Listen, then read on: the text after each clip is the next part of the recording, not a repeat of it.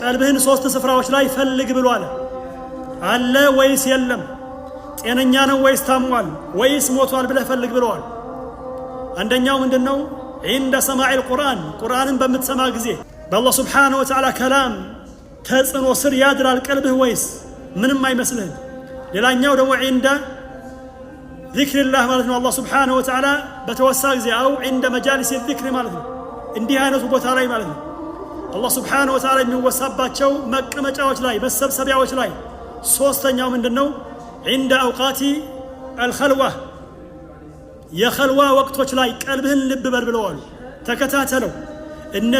እነዚህ ስፍራዎች ውስጥ ቀልብህን ያላገኘህ እንደሆነ አላህ Subhanahu Wa Ta'ala ቀልብ ለምነው አንተ ቀልብ የለህምና ብለዋል። አንተ ቀልብ የለህምና። ስለዚህ ቀልባችንን ከምንፈትሽባቸው ቦታዎች ውስጥ አንደኛው ምንድነው? ኸልዋ ነው። ብቻችንን በምንሆን ጊዜ ቀልባችን ምን አይነት ነገር ውስጥ ነው? እጅ እግር ምን አይነት ነገር ውስጥ ይገባል? ኸልዋ ትልቅ የመፈተኛ ስፍራ ነው። ብቻችንን በሆን ጊዜ ማለት ነው።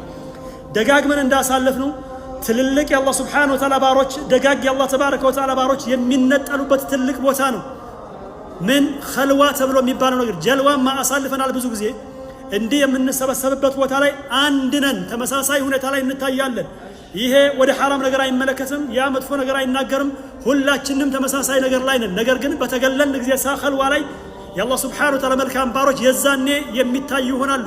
ስለዚህ ኸልዋ ላይ فليتنافس المتنافسون ተሽቀዳዳሚ ይሽቀዳደም። ወደ አላህ Subhanahu Wa Ta'ala መቅረብን የፈለገ ሰው ኸልዋ ላይ ያለውን ሁኔታ ያስተካክል ነው።